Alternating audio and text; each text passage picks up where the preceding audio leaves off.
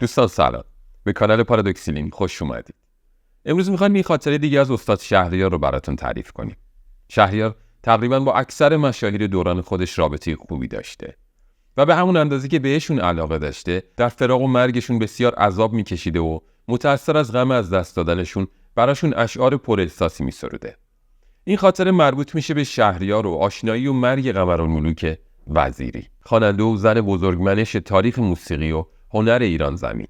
اسم این ویدیو شهریار و قمرالملوک وزیری. شهریار و قمرالملوک وزیری.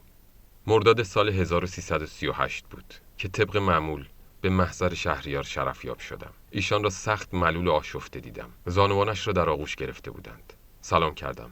بدون اینکه جواب سلامم را بدهند، با چشمان درشت نافذ اشک‌آلودشان نگاهی به من افکندند و گفتند: قمر هم رفت. قمرالملوک وزیری، آن خواننده نابغه، آن ستاره تابناک آسمان هنر و آن هنرمندی که در آوازخوانی سرآمد تمام آوازخوانان عصر خود بود. زنی که صدایش از بدایع طبیعت بود، زنی که جلوه جمالش با آن آواز سحرآمیزش شخصیت‌های آن روزگار را شیفته و مجذوب خود ساخته بود. چه شب‌هایی که چون سایه بر در خانه او می‌خزیدند که شاید مهتاب رخش را در ایوانش ببینند. جهان سفله قمر نیز پیر کرد و بکشت، چنان گذشت که گویی خیال و خوابی بود. شهریار حق داشت که از مرگ قمر سخت بنالد و متأثر شود و اشک بریزد. این آخرین سلطان غزل سرایی و آن بزرگترین ملکه غزلخوانی با هم پیوندی دیرینه و الفتی بی پیله داشتند.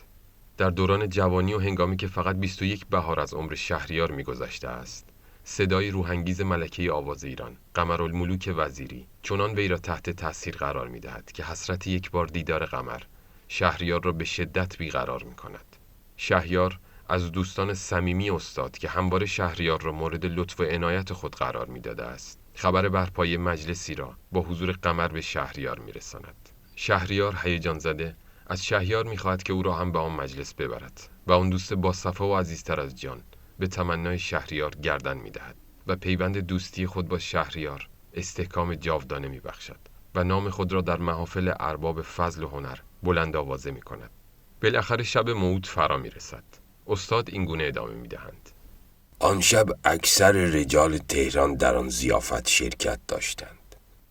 من آن شب رفتم ولی باورم نبود که با آن مهمانی که قمرالملوک نیز شرکت داشت مرا راه دهند.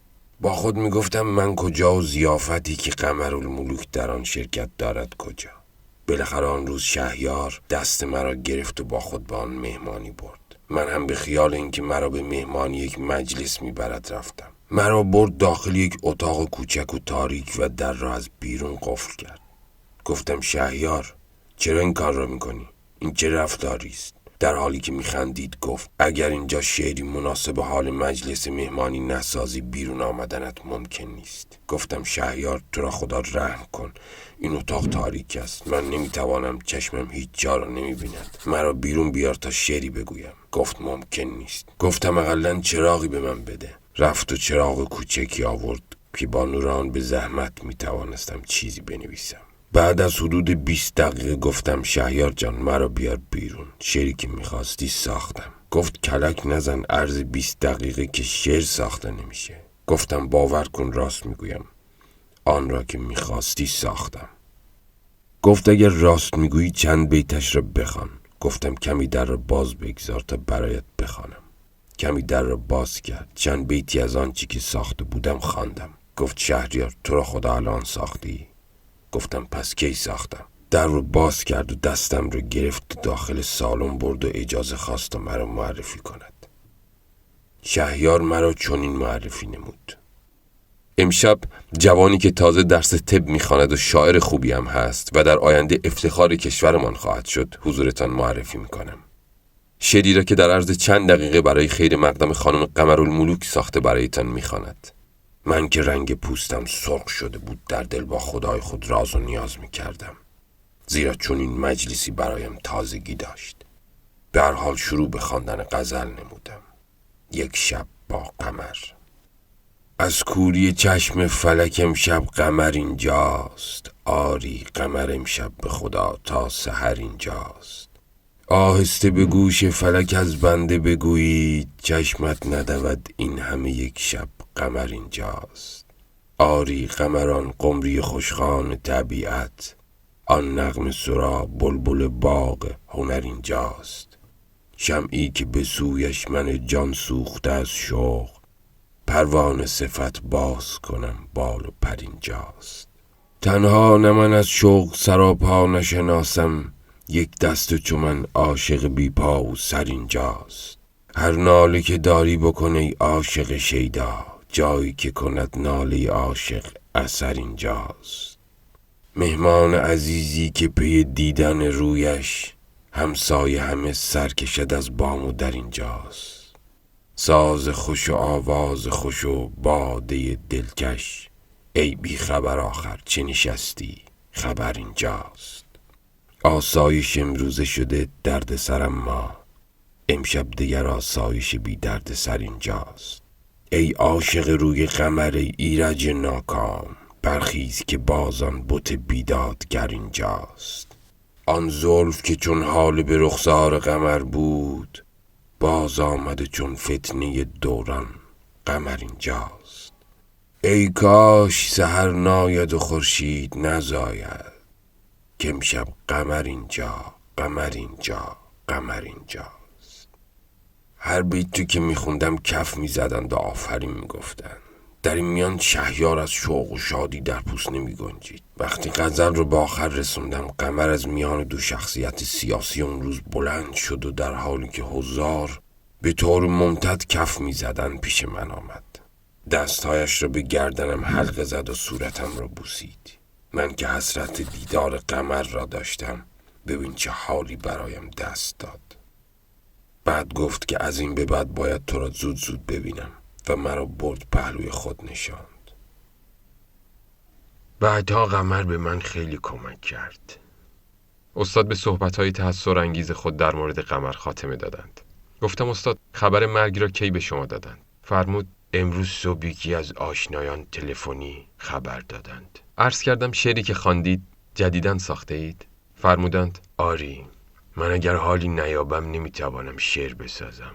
شعر باید در دل و جانم ساخته شود. این شعر که سرودم حق قمر بود. عرض کردم استاد با اینکه خیلی ناراحت هستید، جسارتاً اگر ممکن است بار دیگر تمام غزل را برایم بخوانید.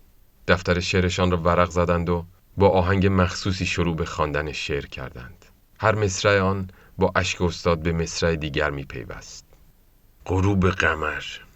قمر برفت که یک وقت آفتابی بود، چه آفتابی و با وی چه آب و تابی بود. قمر به تیغ تجلی حجاب ها بدرید، در آن زمان که به رخسار زن نقابی بود. غرض توافق فکر قدیم بود و جدید، و آن میان قمر حسن انتخابی بود.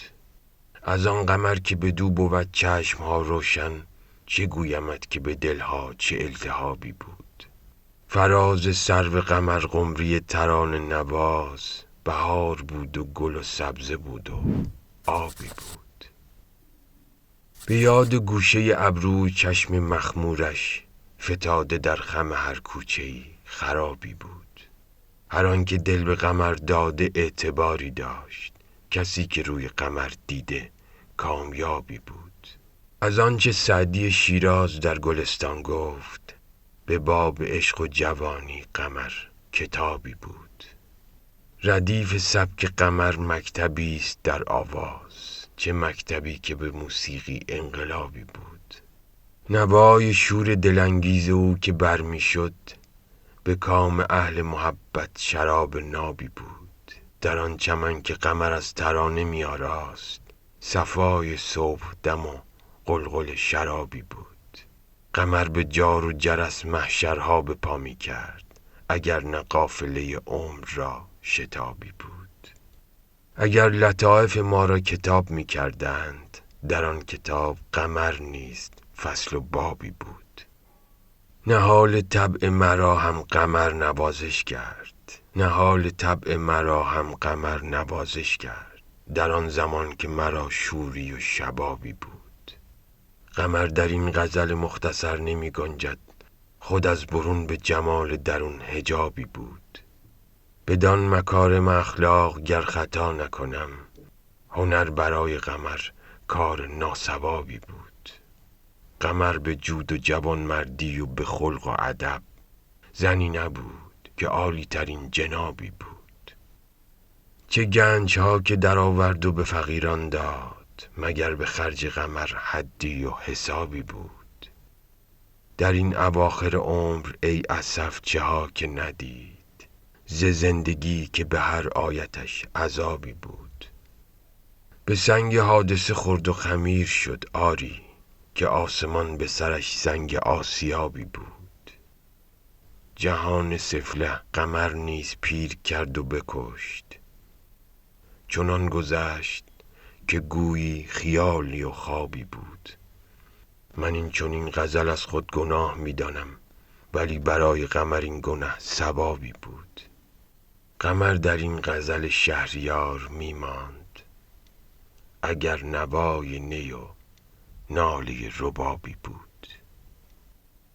جز سخن که به فرمان وی بود، اشک تنها یادگاری از شهریاری شهریار در سوگ قمر شهریاران عشق و ادب بود که امانش نمیداد و من بی اختیار در غم شهریارم اشک می ریختم. بیان احساس با اون شکوه و شکوه دلم را تکان میداد، روحم را لطافت و رقت می بخشید و این است رسالت شعر. با حال و هوایی که استاد شعر را می خواندند، هیچ دلی را تاب مقاومت نمی دیدم. به نظر می رسید که زمین و زمان در غم شهریار شریک هستند. وقتی استاد متأثر و متاسف از این واقعه به حالتی مغموم به افقهای دوردست خیره بودند، دختر 3 ساله‌اش مریم وارد شد و خودش را در آغوش پدر انداخت و با حرکات شیرینش لذت زندگی را به فضای ماتم زده شهریار آورد تا قرار بخش دل بیقرار پدر گردد. خب دوستان، در اینجا به انتهای این ویدیو میرسیم. امیدواریم از این خاطره خوشتون اومده باشه. تا ویدیوی بعدی شما رو به خدای بزرگ میسپاریم. وقتتون بخیر و به امید دیدار.